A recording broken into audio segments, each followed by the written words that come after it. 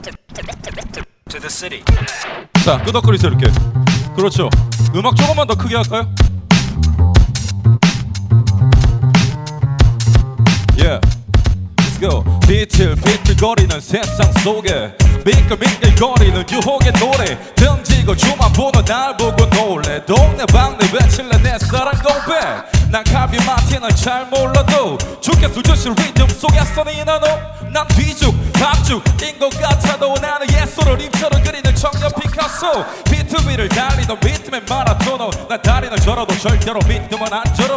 완전을 목표로 주님께 내 청춘을 걸어. 수천 번 넘어져도 위로서만 뒤를 털어. 사탄의 목소리가 내 소리를 막지 때론 거치는 세상에 섞여서 비틀거릴 때도 예수와 함께라서 난 가슴이 두근대고 환상을 보고서 섬기는 요셉 같은 태도. I'm out. Yeah.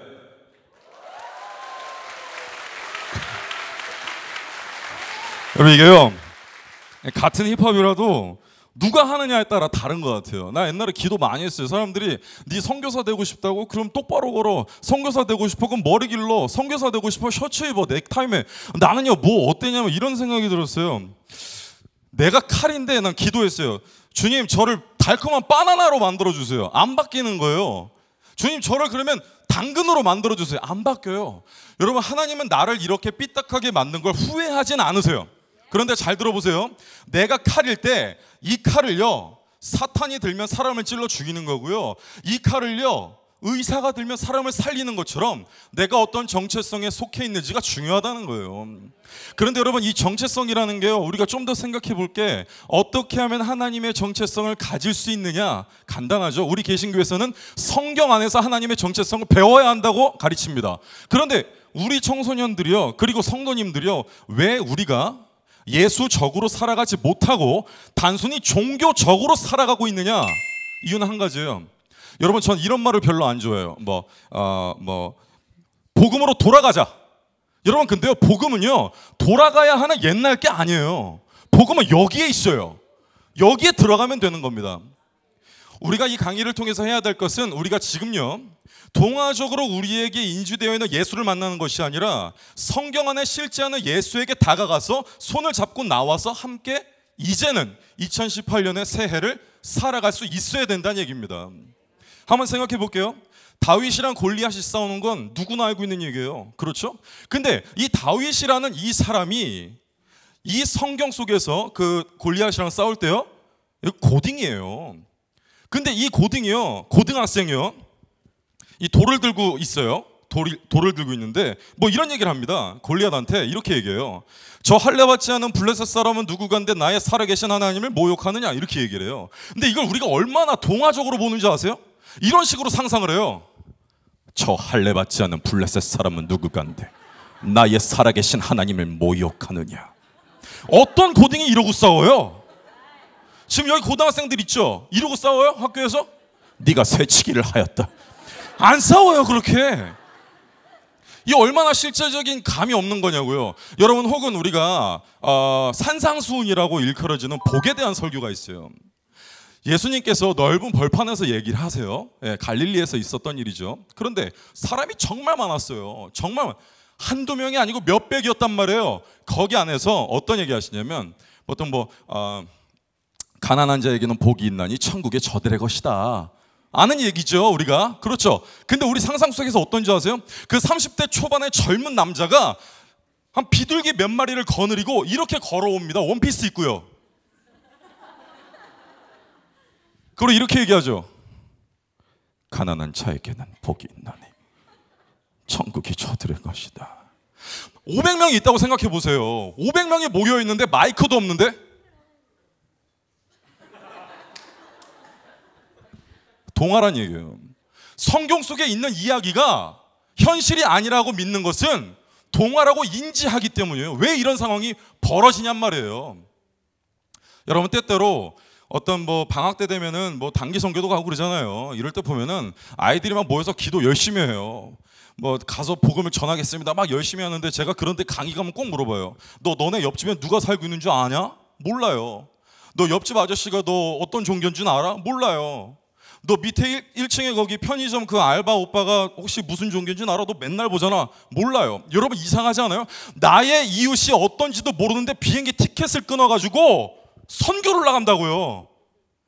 그러니까 나의 이웃이, 나의 바로 옆에 있는 사람이 어떤 영적인 상태인지 이해하기도 이전에 궁금하지가 않아요. 그럼 뭐예요? 선교가 그냥 레포츠라는 거예요. 나의 이웃은 나의 몸과 같이 사랑하라는 예수님의 이야기는 왜 동화적으로 전락되어 있는 거냐고요, 이거.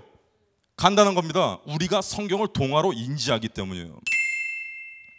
이 문제가 왜 일어나는지에 대해서 다시 한번 좀 면밀하게 살펴보죠. 첫 번째, 지식에는요 3가지 종류가 있습니다. 첫 번째가 관찰 지식이고, 두 번째가 절차 지식이고, 두 가지의 단점을 보완하는 세 번째가 대면 지식이에요. 첫 번째, 따라합니다. 관찰 지식. 이 관찰 지식은 간단해요.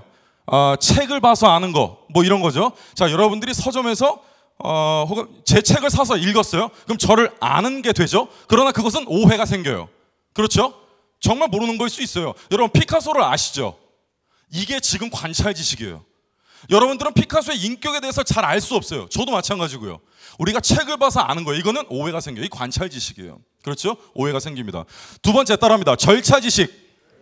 이 절차 지식은 뭐냐면, 이 절차 지식이라는 건 이제 몸을 움직여서 알아요. 그러니까 예체능이죠. 실수가 없을 것 같죠? 그런데 있어요. 왜냐? 절차 지식의 맹점은 짝꿍이 없다는 거예요. 예를 들어서 100m 달리기를 360초에 뛰는 사람이 있다고 생각해봐요. 너무 오래 걸리는 거죠. 그렇죠? 그런데 얘가 맨날 혼자 뛴다고 생각해봐요. 그럼 얘는 자기가 잘 뛰는지 못 뛰는지 몰라요. 그렇죠? 짝꿍이 없으면 알 수가 없어요. 이게 절차 지식이에요. 몸을 통해서 하는 것 같아서 알 것 같은데 오해가 없을 것 같은데 결국에 모르는 거야. 이게 절차 지식입니다. 자, 세 번째 따라합니다. 대면 지식.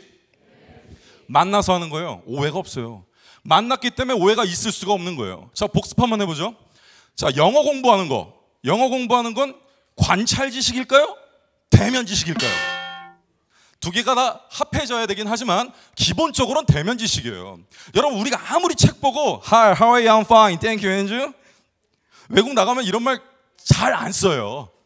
우리나라 말로 바꾸면 얼마나 재밌어지는지 아세요? 처음 만났는데 여러분 이렇게 인사하세요. 안녕하십니까? 예, 안녕합니다. 너희 하루는 어떻습니까? 전 정말 좋은데. 안 그래요. 보통 뭐냐면 잘 지냈어? 아니면 실제로 대면 지식으로 만나보면 How you doing? What's new? 뭐 이렇게 얘기할 수 있겠죠. 대면 지식으로 만나면 우리가 실제로 관찰 지식으로 알던 거랑은 다를 때가 많다는 얘기예요. 그럼 태권도 겨루기 하는 거, 이거 절차 지식일까요? 대면 지식일까요? 대면이죠. 그렇죠. 자, 그러면 혼자서 샌드백을 치는 건 절차 지식이죠. 샌드백 혼자 열심히 쳐놓고 내가 싸움 잘해. 오해예요. 오해일 수 있는 거예요. 그렇죠. 대면 지식이 가능해야 우리에게는 오해가 안 생긴다는 얘기예요.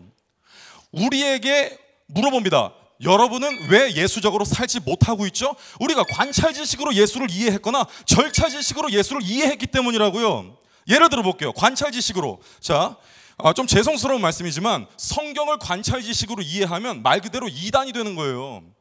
문자적인 해석은 정말 그 뭐라 그래요? 유해해요. 안 좋습니다. 자, 보세요. 우리가 잘 알고 있는 이단이 14만 4천이라는 숫자에 대해서 얘기하죠. 그 14만 4천이라는 그 숫자가 굉장히 중요하다고 생각을 합니다. 그렇죠? 요한계시록에 있는 숫자예요. 그런데 여러분, 이 14만 4천은 말 그대로 14만 4천 명을 의미하는 문자적인 의미가 아니라는 얘기예요. 그럼 14만 4천은 뭐냐? 성경 안에 12이라는 숫자는요, 완전한 숫자가 됩니다. 그래서 12제자, 12지파 다 같이 먹고 12광주리가 남아요. 그럼 14만 4천은 왜 나온 숫자냐? 12지파가 12,000명씩 모든 지파원을 기다리고 계시는 하나님을 의미하고 있다는 거예요. 앞과 뒤에 문맥을 살펴봐야 된다는 얘기죠. 여러분 레위기에 보면요, 죽은 자를 위하여 너의 몸에 문신을 하지 말라는 얘기가 있어요. 그런데 그것을 가지고 우리 청년들에게 이런 말씀이 있기 때문에 네 몸에 문신을 하지 말라고 얘기하면 의미는 좋지만 약간 어색해져요. 왜냐면 그때 당시의 의미는 뭐냐면 이런 거예요. 그때 당시의 사람들은 신분증이 없어요. 그래서 할례를 하거나 귓볼을 자르거나 인두질을 하는 것으로 이 사람이 어떤 민족인지를 얘기하고 있단 말이에요. 그러니까 여기서 너의 몸에 인을 새기지 말라는 것은 이스라엘 민족이기를 거부하지 말라고 얘기하고 있는 거예요. 그러니까 이때 교훈은 문신하지 말라가 아니라 하나님을 떠나지 말라가 되는 것이죠. 그렇죠? 관찰 지식으로 이해하면 불편해진다는 얘기예요. 절차 지식은 이런 거 있죠. 제가 얼마 전에 어떤 교회에서 설교하는데 조금 재밌는 경험을 했어요. 어떤 경험이었냐면 어떤 목사님이 이렇게 그 담임 목사님이 나를 칭찬을 하는데 약간 이런 칭찬이었어요. 나를 봤대요. 기도 속에서 나를 봤대요. 기도 속에서 나를 봤는데 이랬대요. 성령님이 얘기했는데 그 목사님이 나한테 서종현 선교사 부르면 내가 이렇게 대답해야 된다 그랬대요. 이상하잖아요. 그래서 서종현 선교사님 부르면 내가 이렇게 해야 되는 거예요. 성령님께서 그렇게 주장하셨대요. 물론 그럴 수도 있어요. 그러나 지금 제가 이야기하려고 하는 것은 무엇이냐면 우리가 성령의 은혜라고 얘기하고 성령님께서 내게 주셨다고 하는 많은 것들이 실제로는 하나님은 만나주지 않았지만 절차 지식으로 나 혼자 결정한 거일 수 있다는 얘기예요. 점검하고 또 점검하고 또 점검해야 돼요. 제가 한 번은요, 여러분 대학교 가시면은 얼마나 조심해야 되냐면 제가 어떤 그 대학, 그게 이단도 아니에요. 되게 유명한 어떤 단체였는데 거기서 제가 설교를 했어요. 설교하고 내려왔는데 그 대표 간사님은 아니고 어떤 간사님이 올라와서 기도 집회를 인도해요. 근데 이런 얘기를 하는 거예요. 여러분, 뭐 불을 끄고 기도합니다. 안 이상하죠? 근데 조금 있다 뭐냐면 여러분 이제는요 손잡고 기도합니다. 아무것도 안 보이는데? 그래서 짝기도라는 걸 한대요. 그래서 그런가 보다 했어요. 그런데 이러는 거 여러분 하나 둘 셋 하면 불을 켭니다. 그때 눈앞에 있는 것이 이성이면 하나님께서 주신 배필일 수 있습니다. 이게 뭐예요? 하나님은 얘를 안 만나줬다니까. 자기 혼자 그렇게 느끼는 거예요. 그렇죠? 여러분 대면 지식으로 만나면 오해가 없어요. 그러면 대면 지식은 누가 했느냐? 예수께서 우리에게 했죠. 하늘에 계신 하나님이 대면 지식으로 우리 인간을 오해하지 않기 위해서 이 땅에 내려오신 그 사건이 바로 복음이에요. 하늘에 계신 하나님이 대면 지식으로 인간을 만나기 위해서 이 땅에 오신 그분이 바로 예수님이라고요.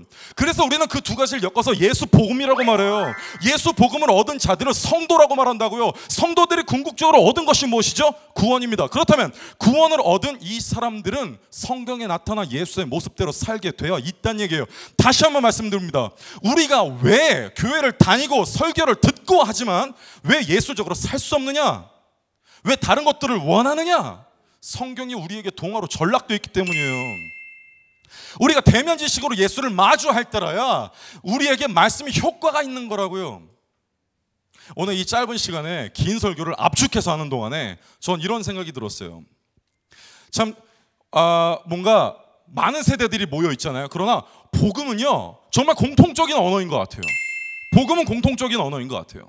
이 복음이 여러분 2000년 전에 그 예수의 사건 때나 지금 때나 우리에게 동일한 은혜를 주는 것은 가히 주님께서 이 땅에 내려오셨기 때문에 가능한 거란 얘기예요. 여러분 다시 한번 축복합니다. 하늘에 계신 하나님이 대면 지식으로 우리 인간을 만나기 위해서 이 땅에 오신 사건이 바로 복음이에요. 우리는 그분을 실제하는 인격으로 만나서 동행해야 된다는 것이죠. 더 이상 여러분들의 성경이 문서로 존재하지 않기를 축복합니다. 더 이상 여러분들의 성령님께서 절차 지식의 오해를 갖진 않았으면 좋겠어요. 이 새해에 성경에 나타나는 복음의 소식이 비단 베드로의 소식이 아니라 요한의 소식이 아니라 성경에 나타난 그 복음의 소식이 여러분들의 소식이 될 줄로 믿고 축복드립니다. 아멘. 여기까지 하겠습니다. 고맙습니다.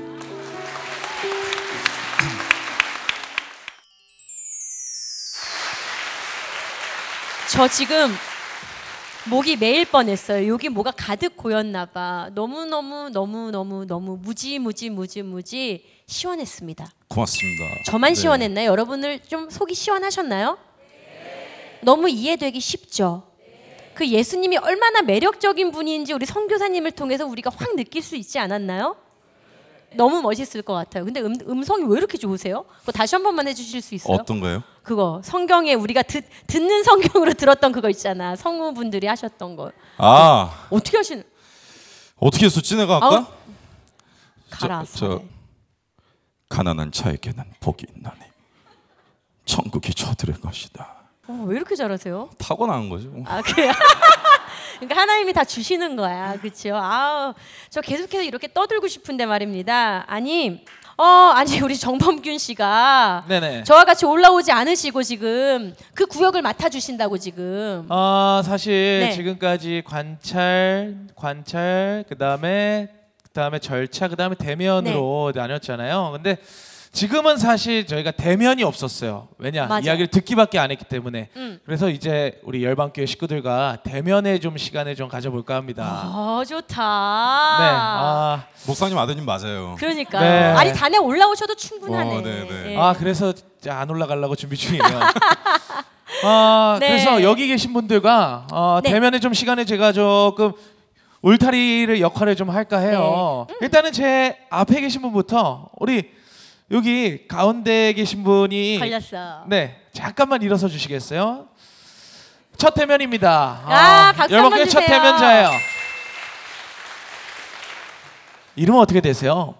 저는 박세진이라고 합니다. 우리 세진 씨, 올해 나이는 어떻게 되시고요? 31살입니다.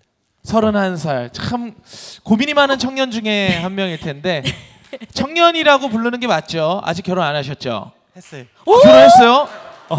재밌네요.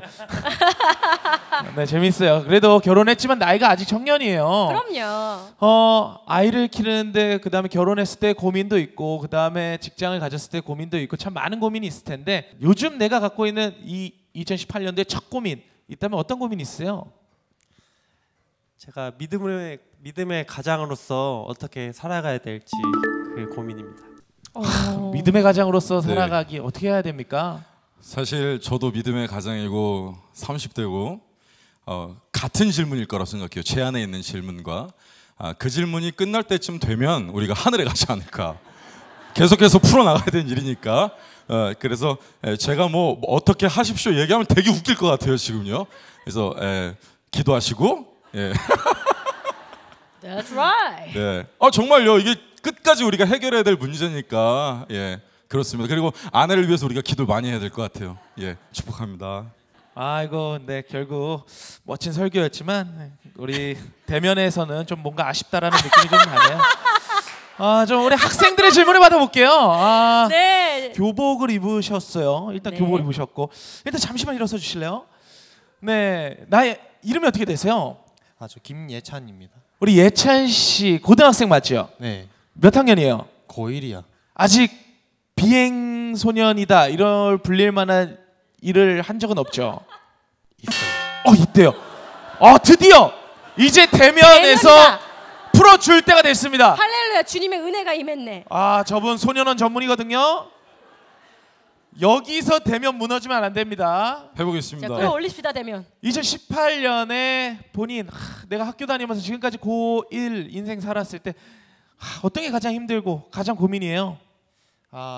제가 학원을 다니는데 영어 수학 학원을 다녀요. 근데 영어 수학 점수가 제일 안 나왔어요. 그래서 어떻게 하면은 제가 이 도움을 받을 수 있을까라는 질문을 드리고 싶네요. 그거를 그 지금 내가 될 거예요. 지금 내가 대면을 안 하고 지금 회피하시는 건가? 저런 질문 앉으세요. 괜찮아요. 잘못한 네. 거 없어요. 저런 질문이 왜 나오냐면 내가 무엇을 해야 하는가, 난 어디로 가야 하는가, 이 성적이 나에게 어떤 충격을 주는가, 도대체 이것은 나에게 얼마나 영향이 있는가, 이런 생각이 들어요. 성적들이 우리에게 그런 걸 준다는 거죠. 근데 저는 청소년들에게 이런 얘기를 해주고 싶어요. 하나님께서 우리 인간에게 성경 속에서 가장 처음 하신 질문이 뭐냐면 네가 어디에 있느냐라는 질문이에요. 근데 네가 어디에 있느냐라는 이 질문을요, 히브리어 원어로 보면 아이에카라고 돼 있어요. 아이에카의 아이가 어디라는 뜻인데, 이 어디는 정확하게 번역하자면 하나님께서 지정하신 당신의 장소예요. 그러니까 네가 어디에 있느냐라는 뜻은 어떻게 되냐면 너는 내가 지어준 너의 모습 그대로 내가 너에게 지정한 너의 장소에 있느냐라는 뜻이에요. 학생 시기에 우리가 고민해야 되는 것은 물론 점수도 중요해요. 그러나 우리는 더 많이 뭘 고민해야 되냐면 하나님께서 지어주신 내 모습은 어디에 있느냐라는 거죠. 우리 모두의 공통적인 사명은 하나님께서 지어주신 내 모습 그대로 내게 주신 그 길을 걷는 겁니다. 그게 우리 모두의 공통적인 사명이자 찬양이에요. 그래서 본질에서 좀 질문에서 흐려질 수도 있겠지만 제가 드리고 싶은 답변은 그래요. 어떤 성적이나 이런 것들에 매이기보다도 나의 어떤 하나님께서 만들어주신 모습을 찾아낸 것에 좀 더 집중하면 좋겠다라는 말씀을 드립니다. 네, 감사합니다. 결과론적으로 질문에 영어와 수학의 점수를 높이고 싶어요 하는 사실 다른 대면이었지만 저희가 어쨌든 은혜로서 만족스러우십니까? 아, 예, 만족합니다. 아이가 뭐야? 아이 내가 뭐? 만족합니다. 아이고 만족합니다. 네. 아니 그러면 사실 맞아요. 부모님들도 계시니까 맞아요. 부모님들도 계시니까 우리 아이에 대해서 사실 우리 아이가 좀 방황을 한다든가 이럴 때 아니면 옆집 아이가 방황을 한다라고 생각을 해보시고 중고등학생을 키우시는 어머니 아버님은 안 계시나요? 이쪽에 손 안 드시는데 막 뒤에서 등을 치 너잖아 집사님 키우잖아 막 이러고 있어요 지금. 여기 노란 옷 입으신 어머님은 지금 자녀분이 몇 학년 몇 반일까요? 네. 아 그럼요. 노란 옷이 단 한 명이에요. 네. 애석하게 단 한 명입니다. 우리 그러면 딸인데 아들 같은데 딱 한 가지 우리 딸이 요 정도만 좀 바뀌었으면 하는 거 있으면 한 가지만 좀 이야기를 해주실 수 있을까요? 아, 너무 힘들어가지고요. 전학을 보내버렸어요. 그 정도예요. 힘든데 전학을 왜 보내요? 집에서 내보내는 게 속편하지 그럴 거면. 그럴 거면 집에서 내보내지 왜 학교에 내보내요? 아니 학교를 왜 전학 보내신 거예요? 뭐가 이렇게 힘들게 했길래? 저기 제가요 너무 열이거든요. 그래가지고요 애한테 져요. 그래서 고2인데 이제 고3인데 공부를 안 해가지고 공부 안 하는 것까지 좋은데 이제 친구들하고 너무 어울려 다니고 막 이래가지고 친구랑 이제 멀리 이제 떨어져 있으면 안 돌아다닐 것 같아서 이모네 집 있는데 아주 먼 데로 보내버렸어요. 아 학교도 보내고 집에서도 보냈군요. 아 사실 이거 자체가 굉장히 고민입니다. 이때 어떻게 하면 조금 더 주님께 오고 엄마에게 오고 네네. 할 수 있을까요? 예, 앉아서 들으셔도 됩니다. 제가 어떻게 하다 소년원 사역하게 되냐면 저는 칼에 처음 찔린 게 중학교 2학년 때예요. 중학교 2학년 때 처음 칼에 찔리고 24살 때 정신병원에 입원을 했어요. 거기서 하나님을 만났어요. 제가 처음 칼에 찔렸을 때 우리 어머니가 응급실에서 내가 봉합을 하고 있을 때 하신 말씀이 너는 내 아들이기 이전에 하나님의 기업이다라는 말씀이었어요. 근데 그 말씀이 없었다면, 그 말씀이 공급되지 않았다면 내가 아마도 하나님을 잘 몰랐을 것 같아요. 그런데 좀 실제적인 조언을 드리죠.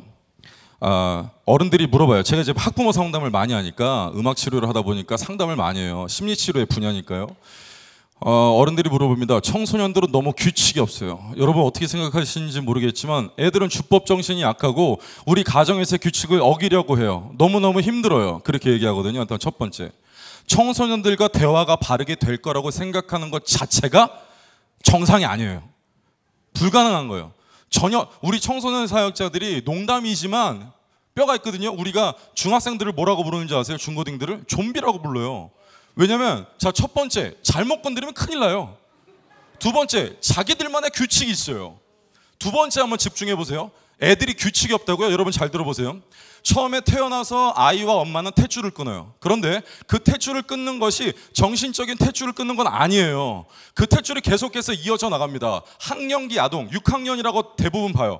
그때까지는 그냥 문자적인 사고를 해요. 예수는 살아계신다, 끄덕거린다고요. 그런데 청소년기가 되면 사람이 그 추상적인 사고를 처음 시작해요. 이때 생기는 역동이 어마어마하다고요. 이게 뭐지 저게 뭐지 고민이 생겨요. 근데 그러면서 이 사람들은, 이 청소년기의 사람들은요, 비로소 실제적인 탯줄을 끊고 나의 독립된 어떤 곳을 찾기 시작해요. 그러니까 이 아이들이 정말로 여러분 생각처럼 규칙을 싫어한다면 왜 지난 겨울 우리의 청소년들은 국가적인 규모로 롱패딩을 입었을까요? 청소년들은 내가 원래 있었던 곳에서 규칙을 어기는 동시에 나의 정체성을 어딘가에서 찾아요. 그게 또래 집단이에요. 그런데 그 또래 집단으로부터의 이탈감이요, 이 아이를 망쳐요. 저 지금 좀 심하게 얘기하는 거 아니에요. 더 심하게 얘기할 수도 있어요. 또래 집단에서의 이탈은 범죄의 원인이 돼요. 또래 집단에서의 강압적인 이탈은 범죄의 원인이 된다고요. 제가 만나고 있는 아이들은 대부분이 그런 과거를 가지고 있어요. 그러나 부모님들이요, 이 아이가 새롭게 생성한 그 또래 집단을 용인해주고 인정해주는 경우에 어떤 현상이 일어나느냐, 이 또래 집단에서 문제가 생겼을 때 가족에게 조언을 구해요. 그러니까 자신의 또래 집단이 생겼으나 가정의 역할이 제대로 이루어지고 있는 것이죠. 만약에 아버지가 있다고 가정해 볼게요. 그 아버지에게 회사는 회사일 뿐이지 가정은 아니에요. 회사에서 있는 이야기들을 가정과 나눠야 되는 게 중요한 겁니다. 그렇죠? 너무너무 자명한 사실이죠. 아이들도 똑같아요. 그 또래 집단이 0이 된 상태에서 그 문제점을 가족과 나눠야 돼요. 그런데 또래 집단에서 이탈된 경우, 그리고 그 또래 집단에서 이탈을 자행한 것이, 자행이 아니라 그렇게 행동할 수 있게 한 것이 만약에 내 부모일 경우 더 커다란 거리감이 생깁니다. 물론 지금 어머니께서는 당연히 방법이 없었을 거야. 힘들어요. 그러나 지금부터라도 그 아이를 이해하고 그 또래 집단을 이해해야 돼요. 예를 들자면 어디까지 해보셨는지 제가 알 수 없지만 그 친구들과 밥을 먹거나 초대해서 밥을 해주거나, 그러니까 그 아이가 내 아이에게 나쁜 악영향을 미치기 전에 우리 어머니의 의견은 뭐였는 줄 알아요? 네가 가장 악한 애야. 네가. 내가 그랬어요. 너는, 어머니는 왜 다른 애들 욕 안 해요? 네가 제일 나쁘니까 네가 물들이고 있는 거라고 생각해. 나는 실제로 그랬는지도 몰라요. 그렇지만 우리에게는 나의 아이가 라는 시선이 좀 더 필요하다고 생각해요. 내 아이가 선택한 그 또래 집단을 이해해주고 용인해주는 게 필요하다는 얘기죠. 예. 와, 감사합니다. 네, 기술이 아니라 마음에 대한 얘기였어요. 그렇죠? 우리 어머니 충분히 잘 하실 수 있을 것 같아요. 지금 같은 헤어스타일이면 제가 볼 때 마음 열고 애들 한번 밥 한번 쫙 지금 먹이세요. 많이 좋아졌어요. 전학 가서. 네, 네, 어머니 진짜 축복합니다. 올해 딱 지금 2018년도와 가장 어울리는 드레스 코드입니다. 황금개띠에 가장 어울리는 황금 옷이세요. 너무너무 좋고, 그러면 다음 이번에는 진짜 패딩 세대 질문 한번 들어볼게요. 우리 패딩 세대의 질문이 해주실 여학생에게 질문 한번 들어볼게요. 사실 이번에는 마이크를 잠깐 우리 친구에게 잠시만 일어서 주시겠어요? 우리 패딩 입고 왔거든요. 이름이 어떻게 되세요? 양예진이요. 예진 씨. 우리 예진 씨는 학년이 중학교 2학년. 중학교 2학년. 조금 더 내려가 볼게요. 본인 좀비라고 생각하세요? 아니요, 전 착하게 살아요. 맞아요. 중학생들은 본인이 좀비라고 생각하지 않아요. 그렇다면 요즘 중2로서, 그 다음에 교회 다니는 내가 딸과 자녀로서 믿음의 고민이나 학교의 고민, 어떤 것들이 좀 있으세요? 그냥 학교 친구들은 되게 교회 친구들과는 다르게 그 더러운 얘기, 막 욕설 같은 게 되게 하는 친구들이 되게 많아요. 그래서 그죠?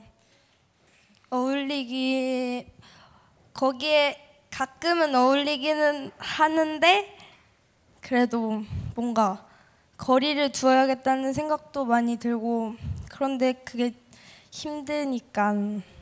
예, 일단 앉아서 들으세요.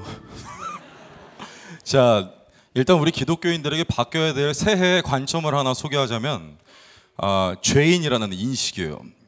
우리에게 중요한 것은 구분이 아니라 구별입니다. 세상 땅은 주께서 등진 땅이 아니라 주님께서 자신을 쏟으신 땅이에요. 기독교인이 된다는 것은 호텔에 걸려있는 예쁜 흰색 커튼이 되는 것이 아니라 흰색 걸레짝이 되는 거죠. 더러운 곳에 가서 더러운 걸 닦으랬더니 더러운 곳에 가서 더러운 걸 욕하고 있으면 그는 기독교인으로서의 기능이 없는 거예요. 여러분, 세상은 우리가 두려워하거나 밀어내야 되는 대상이 아닙니다. 여러분, 소금은 무슨 색이죠? 흰색이죠. 근데 평소에 생각하세요? 생각 잘 안 합니다. 저 고추장은 빨간색, 된장은 된장색, 우리 다 알잖아요. 근데 소금을 가지고 색깔놀이 잘 표현 안 해요. 아, 예쁜 흰 눈이 내린다. 소금 만지면서 너무 예쁜 흰 소금 안 그래요. 왠지 아세요? 소금은 자기 색을 주장하지 않아요. 김치찌개에 소금을 넣는 것은요, 그 김치찌개의 맛을 살리는 거지, 김치찌개가 소금찌개가 되길 원해서 그러는 게 아니라니까요. 우리에게 너희들은 세상에서 빛과 소금의 역할을 감당하라고 하는 것은 정확하게 얘기해서 무엇이 거룩인지를 얘기해 주는 거예요. 우리에게 소금의 사명이 있다는 거라고요. 우리가 빛이라면 여러분, 우리의 사명은 그냥 빛이에요. 왜 우리가 어둠 속에 있어야 할까요? 빛이기 때문이에요. 저는 어둠 속에서 예수를 만났어요. 사람들이, 난 똑같아. 사람들이 나한테 그래요. 너 예수 만났다면 이젠 거기 가지 마. 거기 가지 마. 근데 제가 거기 가지 않았다면 지금과 같은 교회는 할 수 없을 거예요. 그렇죠? 보세요. 나는 어떻게 느꼈냐면, 사람들이 그래요. 넌 이제 예수를 만났으니까 양지에 있어. 예수 만났다니까 빛에 있어. 난 이상했어요. 내가 빛이 된 이유는 빛이기 때문이에요. 그냥 빛의 자리는 어둠이라고요. 그런데 내가 빛이 됐으니까 빛들과 있다면 여전히 예수는 빛으로서 어둠 속에 계시는데, 그럼 나는 예수를 고려장시키는 거 아니에요 지금? 나를 구원하신 나의 영적인 부모를 어두운 곳에 내려두고 나는 나와 있겠다는 거잖아요. 여러분, 통계를 보면요, 한국교회가 많이 위축되고 있다고 해요. 청소년들, 청년들 많이 없어진다고 해요. 근데 그 통계를 제가 사실은 많이 인정하지 않아요. 왠지 아세요? 깊은 곳까지, 외곽까지 채점이 이루어지질 않아요. 왠지 아세요? 기존의 교회들이 거기까지 복음이 가고 있다는 상상 자체를 안 하거든요. 여러분, 제가 종로 환락가에 토요일날 오시면 절 볼 수 있다면 믿으시겠어요? 제가 10몇 년 동안 이 일을 하면서 환락가에서요, 예수를 전하는 사람을 본 일이 없어요. 전혀 없어요. 제가 한 번은요, 방송에서 그 매춘 글에 들어가서 그 몸을 파는 여성, 직업 여성을 전도하는 내용을 동의하에 녹음해서 방송을 내보낸 적이 있어요. 그분에게 물어봤어요. 누군가 다른 사람이 이곳에서 예수를 전하는 게 경험한 적이 있냐? 없는데 내가 얼마 전에 너무 죄스러워서 교회를 가서 기도를 했다. 우리 목사님이 그러는데 어디에나 하나님이 계신다고 하는데 그러면 내가 일하는데도 하나님 있다는 걸 보여줘야 되지 않겠냐? 라고 하고 내가 들어왔답니다. 어둠이 바로 빛이 있어야 할 공간이에요. 제가 만약 그곳은 더럽다고 가지 않았다면 하나님의 그 계획과 하나님의 운행하심이 온전히 이루어졌겠어요?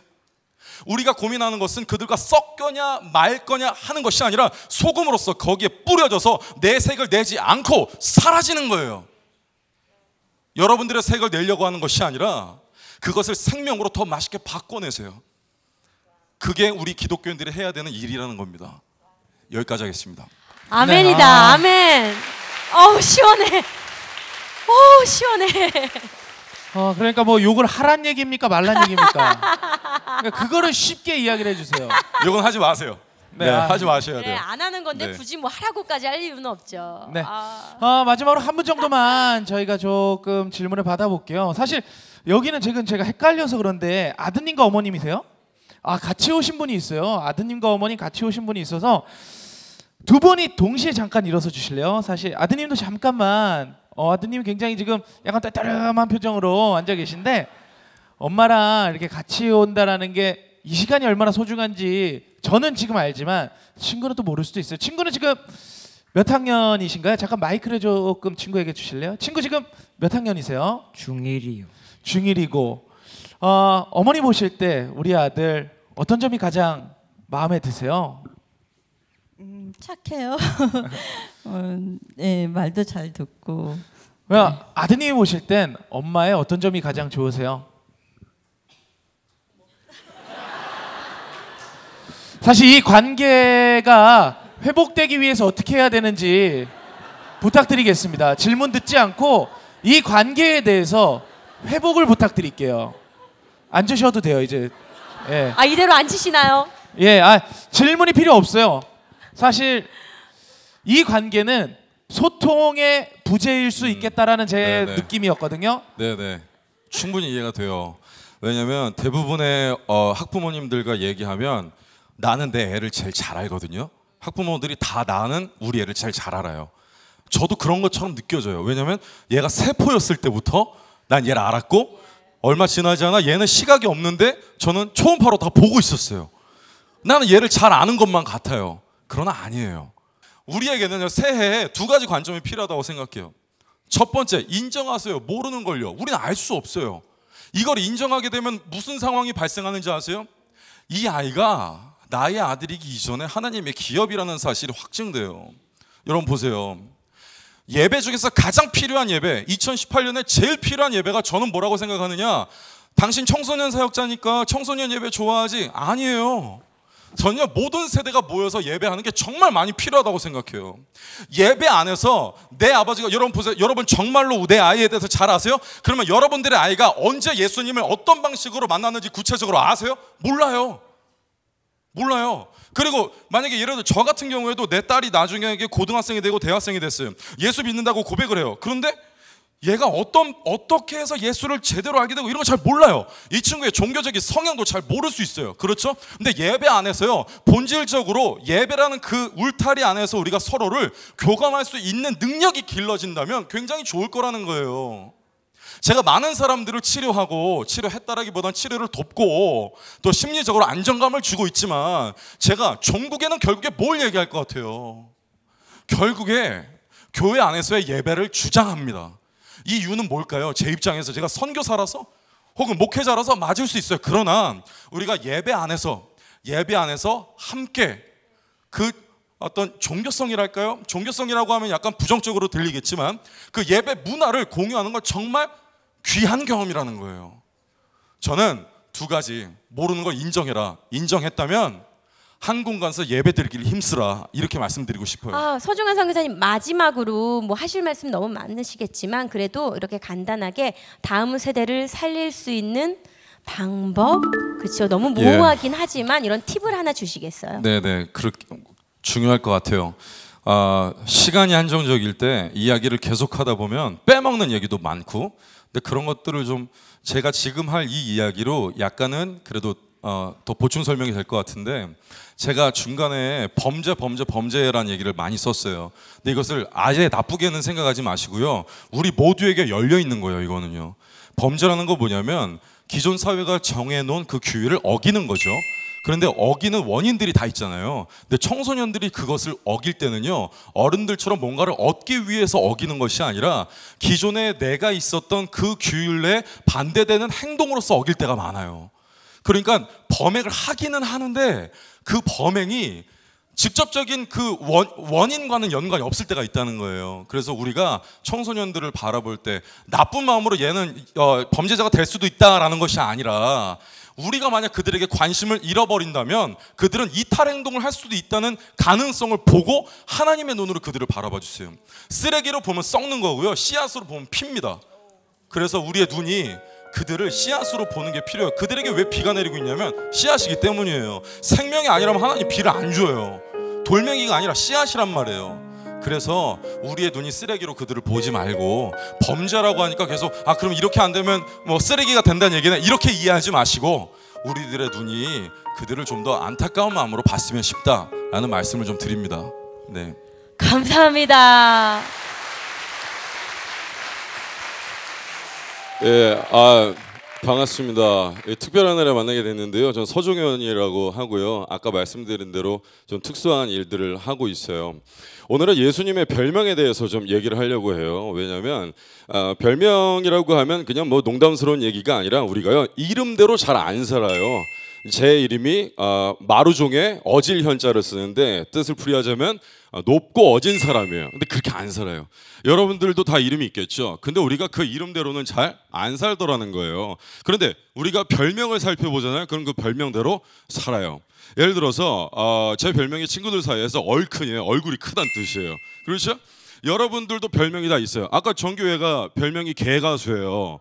나는 옛날에 처음에 개가수 이렇게 얘기하는 줄 알았어요. 왜냐면 이 친구를 보면 좀 개가수 다 어울려요. 그러니까 그냥 이름, 정규라는 이름의 뜻이 난 잘 모르지만은 아마도 그 이름대로는 살고 있지 않을 겁니다. 그런데 우리가 별명을 살펴보면 그 별명대로 살더라는 얘기예요. 그렇죠? 제가 고등학교에 1학년 때 쓰던 아이디가 뭐였냐면요, 깡톨릭이라는 아이디를 썼었어요. 깡톨릭. 이게 뭐냐면 그때 제가 예수님에 대해서 모를 때였고, 그러니까 남자는 깡이 가장 중요하다 이런 생각을 한 거예요. 톨릭, 그러면 카톨릭 할 때처럼 약간 종교적인 의미. 그래서 나는 깡을 굉장히 숭배하는 남자다, 뭐 이런 말도 안 되는 뜻이에요. 무슨 뜻이에요? 이게 관종이라는 얘기예요. 관심병 있다는 얘기예요. 그 당시에 말이 안 되는 거니까.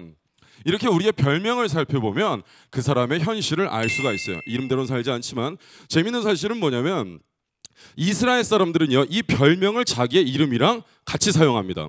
예를 들어서 우리가 이제 한민족이죠, 그렇죠? 그런데 이스라엘 사람들은 민족적으로 쉔족이라고 합니다. 따라해볼까요? 쉔.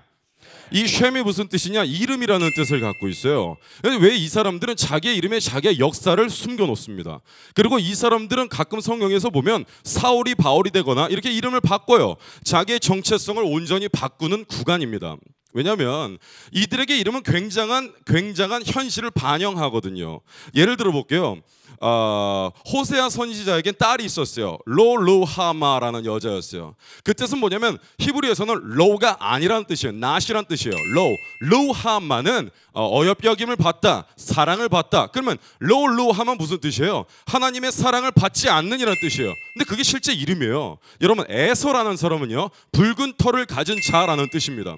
야곱은 뒤꿈치를 잡고 태어났다라는 뜻이고요. 근데 호세아에게 그때 둘째가 이제 아들이었어요. 이게 로암미라는 사람이에요. 암미가 뭐냐면 이게 민족이다. 로는 아니다.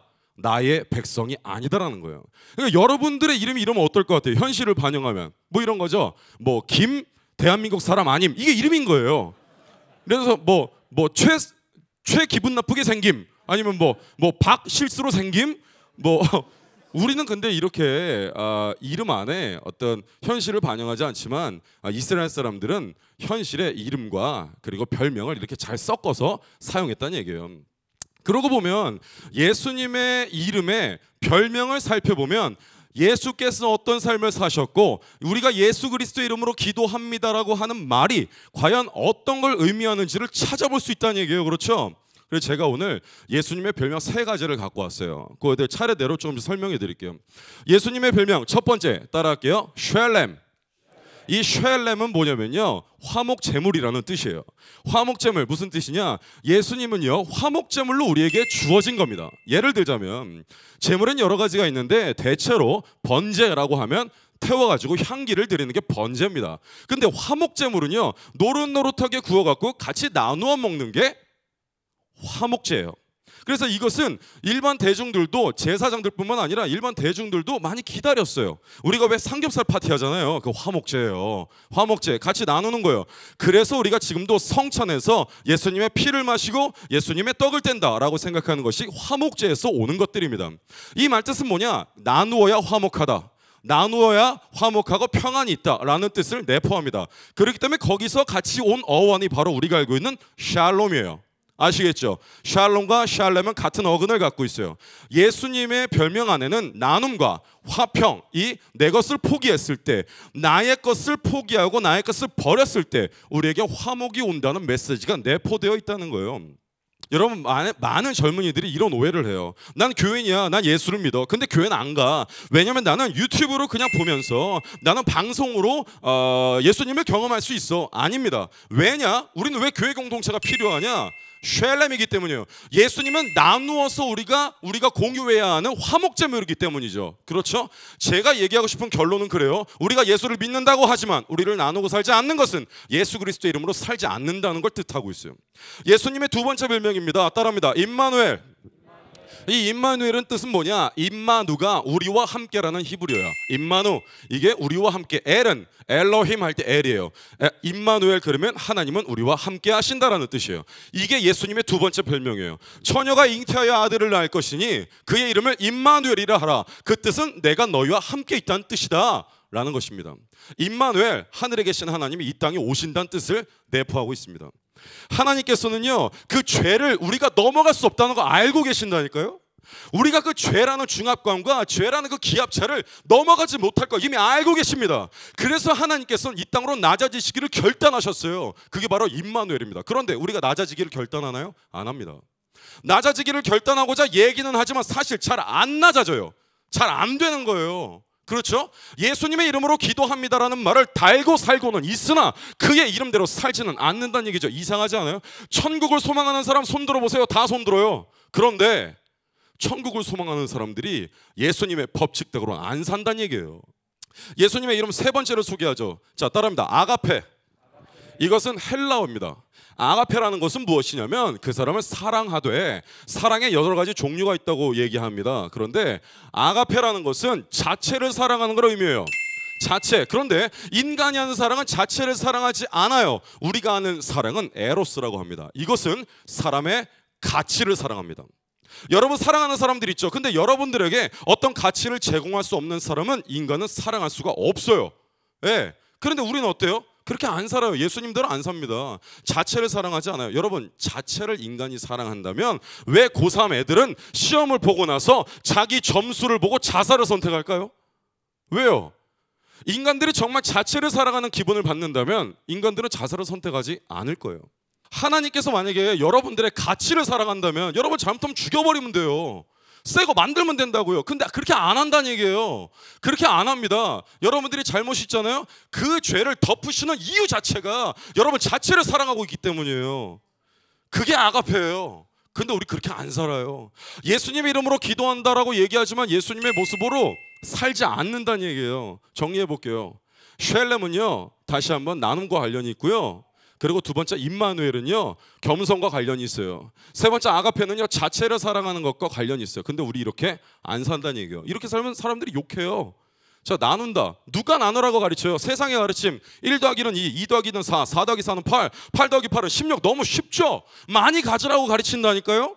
많이 가지면 된다고 가르쳐요. 근데 5677 더하기 5677, 92,044 더하기 92,044, 숫자가 올라가면 올라갈수록 계산하기 어려워지고 쓰러지게 된다고요. 이게 사단의 계략이에요. 우린 이걸 따라갑니다. 하나님의 조건은 단순해요. 1 더하기는 뭐죠? 1이에요. 한 남자와 한 여자가 만나요. 2명이 되나요? 한 가정이 되나요? 한 가정이 됩니다. 한 남자와 한 여자가 만나서 아이를 낳아요. 3명이 된 거예요? 한 가정이 된 거예요. 이게 하나님의 법칙입니다. 그런데 세상은 많이 가지라고 해요. 독식하라고 가르친다고요.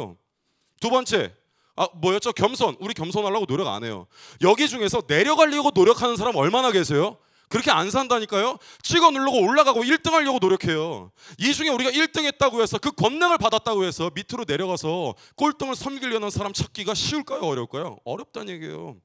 그렇게 안 살아요. 그렇죠? 이렇게 살면 사람들이 손가락질할 거예요. 세 번째, 자체를 사랑하는 것. 이거 제일 어려운 거예요. 이 사람이 사랑할 구석이 없는데 사랑하는 게 정말 어렵다니까요. 저는요, 처음에 우리 아내가요, 우리 아내랑 나는 우리 아내가 그냥 밝다고만 생각하면서 연애를 했어요. 결혼하고 보니까 말이 너무 많아요. 말이 너무 많아. 어제는요, 내가 진짜 며칠 동안 설교하느라 집에 못 들어갔어요. 오랜만에 들어갔는데 옆에 누워갖고, 오빠 있잖아, 박명수 장모가, 내가 그걸 왜 듣고 있어야 되죠? 그런데 돌아다니다가, 우리 아내랑 돌아다니다가요, 저 멀리서 아는 사람을 만났어요. 그럼 나는 그냥 안녕하세요. 그럼 빨리 가고 싶어요. 가던 길 가고 싶어. 근데 만나면 우리 사모는요, 깍 가갖고, 어머 안녕하세요 목사님. 근데 박명수 사모 이걸 계속 얘기해요. 난 처음에 말이 많은 걸 보고 제가 타박을 했어요. 근데 그게 잘못됐다는 걸 알았어요. 저는요, 우리 아내를 바꿀 수 없어요. 저는요, 우리 아내의 단점을 보완시킬 수 없어요. 그 자체를 사랑하지 않으면 평화는 우리 가정에 오지 않아요. 전 알게 됐어요. 여기에 소금의 역할을 해서 사모가 할 수 있는 역할을 만들어주면, 그리고 함께 목회를 하면 좋을 것이다. 전화 신방과 카톡 신방을 우리 아내에게 맡겼어요. 기적이 일어났어요. 나랑 대화하면 우리 애들이 나한테, 형 근데 이거 힘들어요. 기도해 임마. 네 잘못된 거야. 무릎 꿇어. 이렇게 얘기하는데 우리 아내한테 얘기하면 이렇게 한대요. 그렇지. 아이고 아니야. 우리 남편이라고 나쁜 사람이었어. 막 이렇게 얘기한다는 거예요. 그러면서 우리 교회 공동체가 하나가 돼가는 모습을 봤어요. 여러분, 그 자체를 사랑하지 않으면 우리에겐 방법이 없는 거예요. 없어요. 그런데 여러분, 제가 좀 심각한 얘기를 하나 할게요. 저요, 소년원 퇴원생을 만나는 선교사예요. 그리고 저는 교도소에도 일을 나가요. 제가 이거 한 가지만 얘기하죠. 청소년 재범률이요, 2016년도 판결에 2016년도의 결과로 43.1%예요. 재범률이요.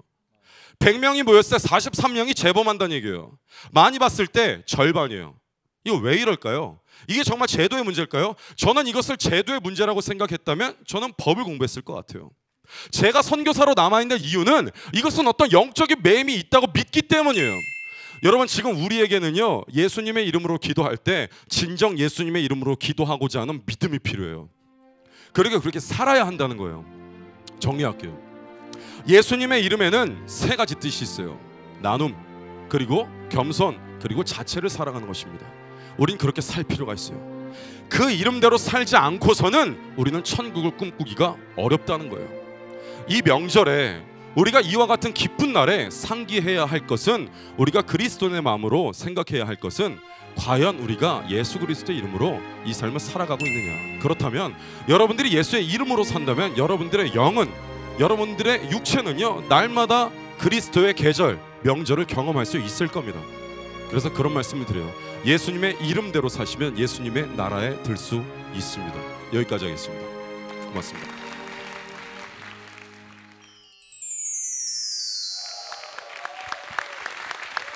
이건 진짜 나오는 함성이에요. 아, 내 속이 시원하다. 진짜 뭔가 우리의 진짜 이렇게 가려웠던 부분들을 긁어주고 진짜 주님의 마음을 시원케 하는 그런 메시지가 아니었나 하는 생각이 듭니다.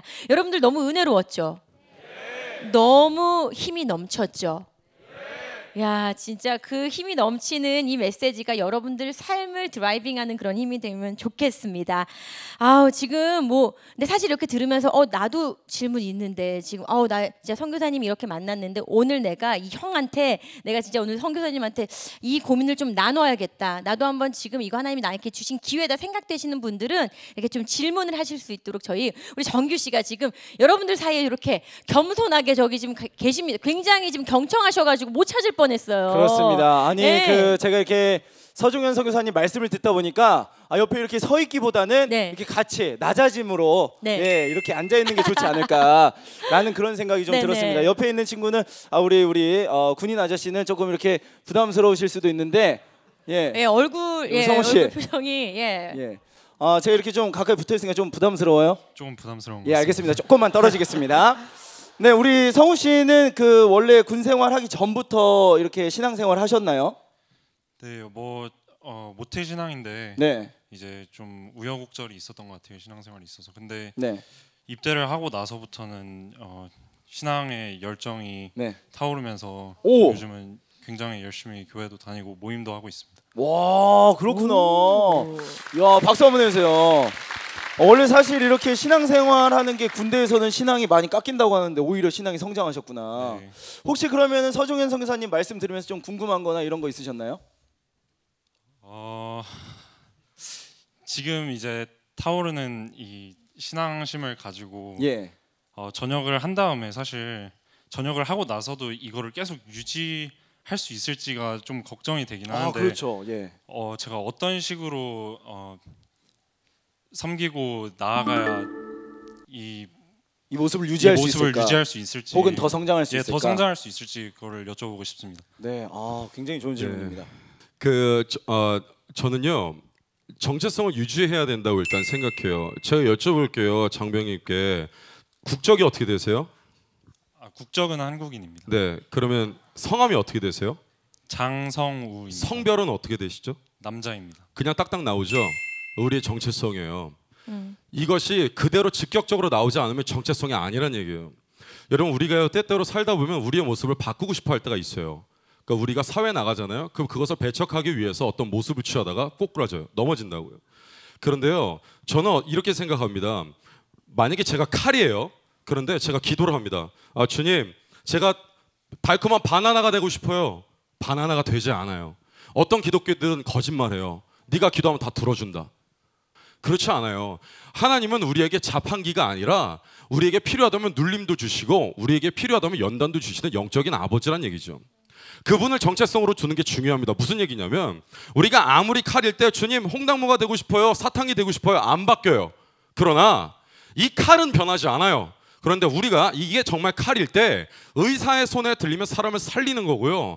이게 강도의 손에 들리면 사람을 죽이게 되는 거예요. 우리의 정체성이 어디에 있는지를 정확히 한다면 흔들릴 만한 여건이 안 주어져요. 그런데 그 정체성이 흔들리니까 내가 잠깐 발 한번 담가볼까? 이런 마음에서 비롯된 것들이 우리를 흔들거리게 만드는 거죠. 그렇죠? 그리고 또 하나, 흔들리지 않을 거라는 생각이 정말 잘못될 수 있어요. 이 중에 만약에 내가 전역하고 난 흔들리지 않을 것이다. 상황이 변화가 됐는데 어떻게 안 흔들려요? 난 강인할 수 있을 것이다. 아니에요. 준비하셔야 돼요. 여러분, 신앙이 좋다는 뜻은요 좀 이상한 뜻이에요. 왜냐하면 신앙은 어차피 온과 오프예요. 예수를 믿는다 아니다, 온 오프라고요. 이것은 경중을 나눈 것 좀 웃길 수 있어요. 그렇지만 제가 생각할 때 이것을 좀 더 재미있게 표현하자면 신앙이 좋다는 것은 여러분, 신앙을 가졌다고 해서 물이 딱 고정돼 있지는 않아요. 파도처럼 늘 흔들거립니다. 그런데 신앙이 비교적 약한 사람들은 이게 크겠죠. 웨이브가 클 거라고요. 그렇죠? 근데 신앙이 좋다고 표현되는 사람들은 그것이 비교적 낮을 거예요. 높고 낮으면 낮을 거라고요. 그러나 정지에 있을 거라고 생각하는 것은 우리가 얘기하는 이단이거나 내게는 문제가 없다, 우리 교회는 문제가 없다, 뭔가 저럴 수 있을까라는 생각을 하는 것은 무리가 있어요. 그렇죠? 그래서 문제가 없을 거란 생각 마시고 지금 장병님이 얘기하는 것처럼 모든 사람들이 내 환경이 바뀌면 나는 비틀거릴 수 있다라는 마음으로 정체성을 확고하게 하시기를 추천드립니다.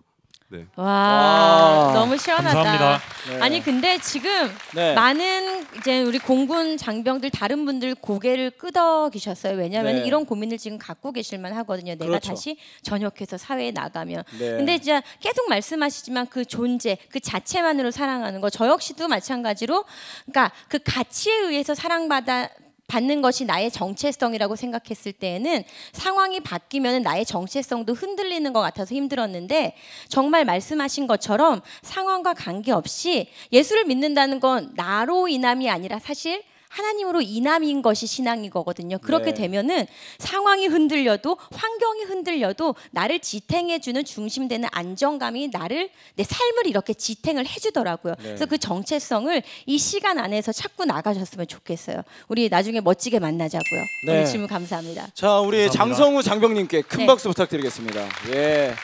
멋지다. 감사합니다. 네, 자, 정규 이제 씨, 네. 제가 잠깐 좀 일어나도록 하겠습니다. 저기 저 옆으로 이동을 한번 해보도록 하겠습니다. 네, 달려오세요. 네, 자 한번 이동을 하겠습니다. 네, 자 이런 오늘 이야기를 들으면서 군대 오고 나서 신앙에 대한 고민이 있을 것 같아요. 오늘 또 이제 서종현 선교사님의 말씀을 들으면서의 질문이나 이런 게 있으신 분들 손을 잠깐 들어주시면 좋겠습니다. 네, 이거 기회예요, 진짜로 여러분들. 내가 지금 너무 들이대서 너희가 지금 말을 못하는 거죠? 예, 한 분이 계십니다. 자, 우리 네. 자 그러면 제가 옆으로 갈 수는 없을 것 같고 성함이 어떻게 되시죠? 네, 앞에 보시고. 서명현입니다. 서명현 일병이시군요. 네. 예. 자 그러면은 고민을 좀 이야기해 주시겠어요? 오늘 선교사님이 정말 좋은 말씀해 주셨는데 저희가 이제 예수님의 이름대로 그렇게 살아가야겠다라는 그런 생각들과 고민들은 가지고 있는데 우리가 이제 생활관이나 또 삶의 자리에서 어떻게 그런 것들을 또 고민하고 좀 실천할 수 있을지 실제적인 것들을 조금 알려주셨으면 좋을 것 같아서 질문을 드렸습니다. 네, 실제적인 일 쉽지 않을 것 같습니다. 예. 예. 넓죠. 실적이면 뭐 초코파이를 나눠주라 뭐라고 하실지 잘 모르겠는데 네. 우리 교회가 개청된 지가 1년 반 지났어요. 1년 반 지났고 교인이 20명이에요. 그리고 안에는 소년어 퇴원생들이 있고 이들을 만나기로 작정한 성도들이 있습니다. 우리 교회는 작아요. 저의 스튜디오의 거실을 교회로 사용하고 있어요. 우리가 처음에 계획을 세웠어요. 목회자의 계획이었어요. 리모델링을 하자. 그래서 천장도 좀 올리고 좀 넓어 보이게. 그래서 조금 더 터가지고 우리가 편리한 생활을 하자라는 고민을 갖고 있던 찰나에 우리 아이들에게 1년 동안 11조에 대해서 가르쳤어요. 11조에 대해서 가르치고 11조를 하기 시작했어요. 11조를 하는 그날 우연의 일치였는지 제가 아는 선교사님을 모셔서 설교를 하게 됐어요. 그는 흑인이에요. 그는 흑인이고 그의 국적은 우간다예요. 우간다 사람인데 우리나라에서 나사렛 교단에서 선교학으로 박사학위를 취득했어요. 우간다에서는 상위 1%입니다. 이분이 와서 얘기하는 것이 파송교회를 찾고 싶다. 아무도 날 파송하려고 하지 않는다라는 거였어요. 그래서 그 얘기를 듣는 동시에 우리 아이들에게 어떤 변화가 있을지 고민이 들었어요. 그 사람이 가고 저한테 아이들의 요청은 그거였어요. 형, 우리가 1년 모으면 2천만 원 모을 수 있잖아요. 한 사람당 100만 원씩만 벌어도 100만 원 10만 원이면 20명이면 200인데 그럼 11조 모아서 우리 우간다에 교회 만들어가지고 이번 파송해 주면 어때요? 와. 이런 얘기를 하는 거예요. 그런 얘기를 하더라고요. 근데 전 생각했어요. 어떻게 이런 생각을 할 수가 있지? 목회자인 나는 우리가 리모델링을 하기를 바랬어요. 근데 이 아이들의 마음을 보면서 전 이런 생각을 했습니다. 이게 교회지. 이게 교회죠. 교회 목적이 뭐예요? 교회를 세우고 선교사를 파송해야죠. 복음을 만방에 펼쳐야죠. 그 교회 목적이죠. 그렇죠. 저는 이렇게 생각합니다. 내가 어떻게 해야 하는가? 사실요, 실제적인 어떤 것을 하라기보다는 이미 우리 교회 사회가 공유하고 있는 그것을 열심히 할 때 이미 그것은 이루어지게 짜여 있어요. 우리가 11조 생활을 올바르게 하고 주일 성수를 올바르게 하고 성도 간의 교제를 올바르게 나누는 것이 바로 예수의 이름대로 사는 거에 명백한 베이스가 된다고요. 특별히 다른 것을 요구하는 것이 아니라 내가 예를 들어서 이렇게 생각해보죠. 내가 만방에 구원을 전하고 싶다. 복음을 말하고 싶다. 그렇다면 내 옆집에 누가 살고 그가 복음을 믿는 것부터 알아야 되는 게 정상인 거고 내가 가는 선교지를 아프리카로 설정하기 이전에 나의 내무실이 나의 선교지라는 걸 인정해야 돼요. 여러분 누가 선교사죠?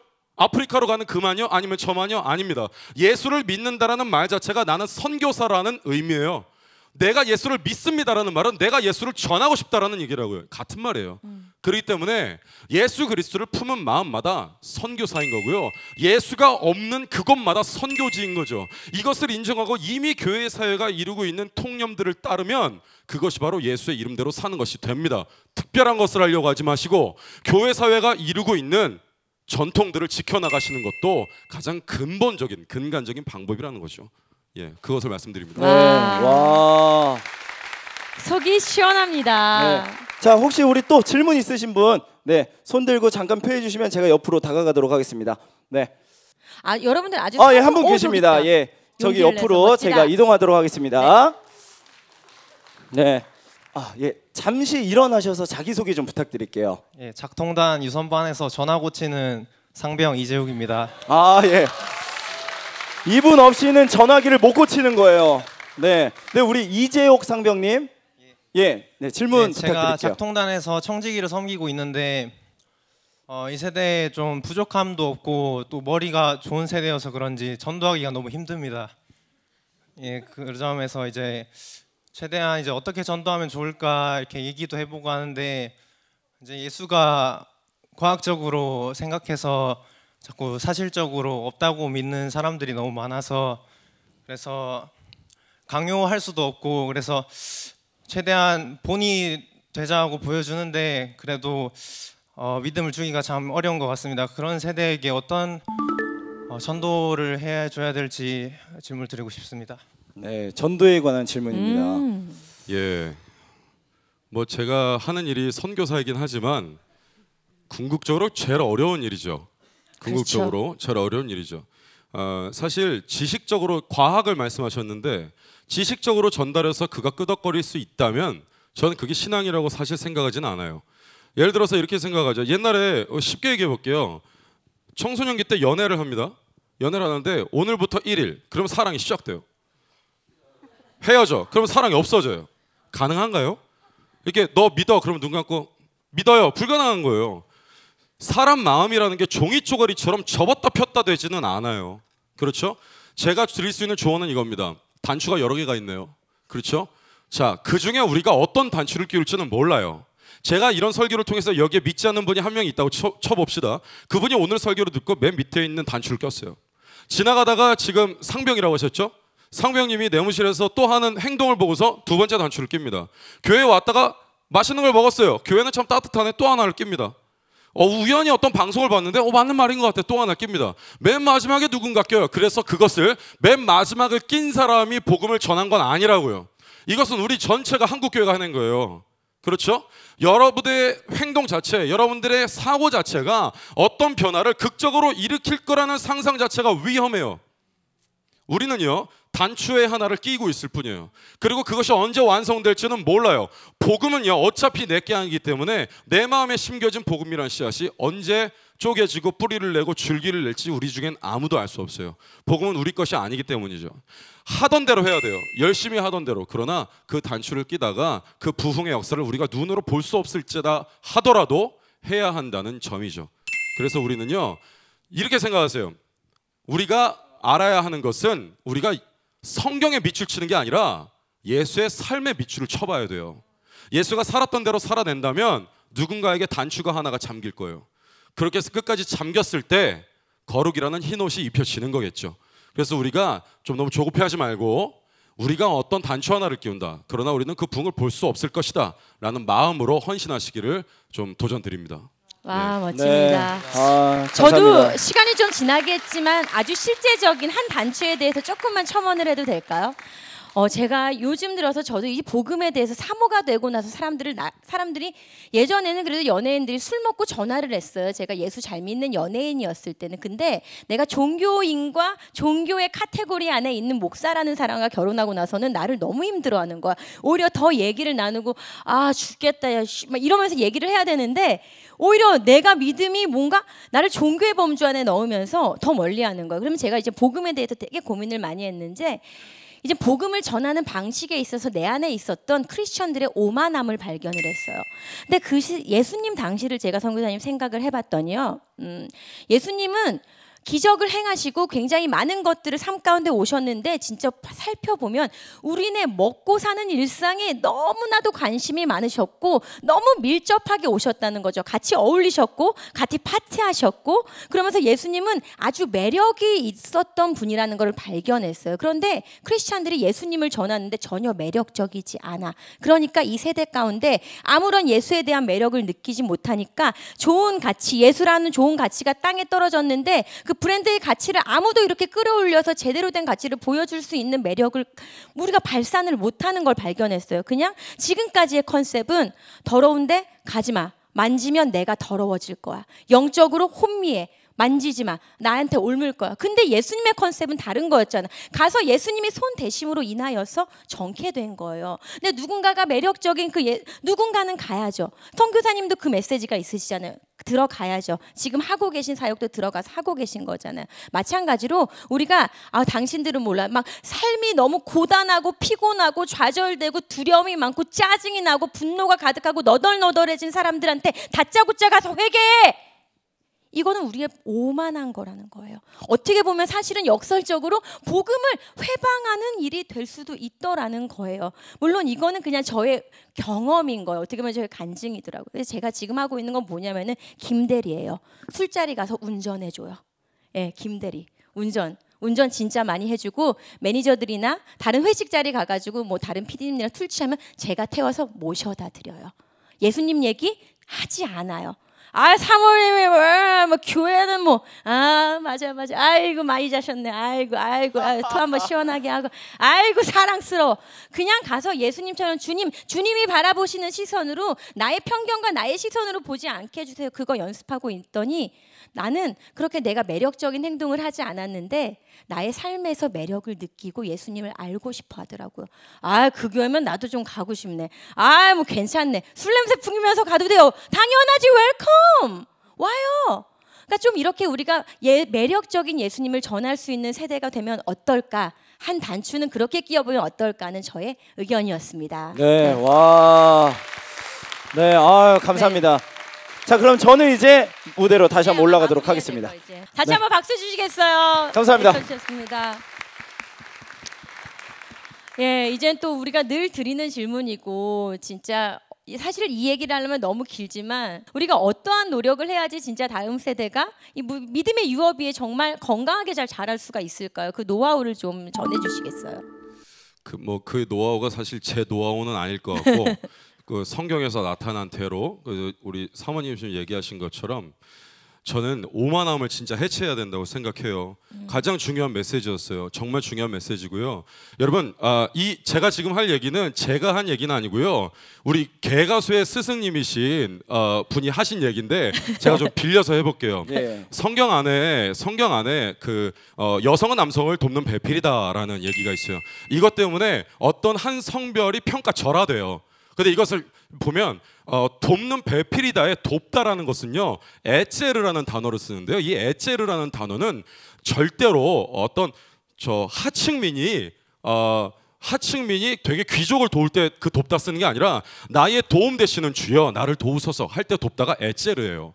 예, 그렇다고요. 그러니까 우리나라 말로 하면 돕는 배필이다라고 하니까 약간 어떤 누군가의 삶을 보필하는 입장으로서만 살게 되는 것 같지만 그렇게 평가절하되지 않는다는 얘기예요. 제가 이 얘기를 왜 말씀드리냐면 오만함을 죽이기 위해선 우리가 영적으로 월등하다라는 생각이 해체돼야 돼요. 개신교는 그렇게 해서 개발된 거고요. 그렇게 해서 정착된 겁니다. 그렇게 만들어진 거예요, 우리가요. 그렇기 때문에 우리는 언제나 싸워야 돼요. 오만함과 싸우지 않는 개신교는 개신교가 아니란 얘기예요. 우리가 왜 성경을 들여다보냐? 개신교에서 제일 중요한 건 성경이에요. 성경을 정말 열심히 봐야 돼요. 왜냐하면 성경 안에서 예수가 어떻게 오만함과 싸웠는지를 보는 거예요.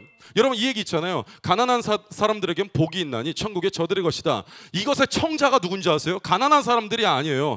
가난한 사람들은 원인이 있기 때문에 그 가난한 사람들은 절대로 천국에 갈 수 없다라고 얘기했던 오만한 율법주의자들을 겨냥해서 하신 말씀이에요. 무슨 말이냐? 너 지금 오만하다. 가난한 자들에게는 복이 있다. 네가 얘기하는 저 돈 없는 사람들 있지? 저 사람들이 천국에 가고 니네가 못 가는 거야 라는 얘기를 하고 계시는 거예요. 오만함과의 전투, 이거 정말 중요합니다. 어떤 팁을 드릴 수 있느냐? 어떤 노하우가 있느냐? 그 노하우는 성경 안에서 예수를 읽어야 돼요. 그리고 그가 어떻게 오만함과 싸우는지 우리는 봐야 된다고요.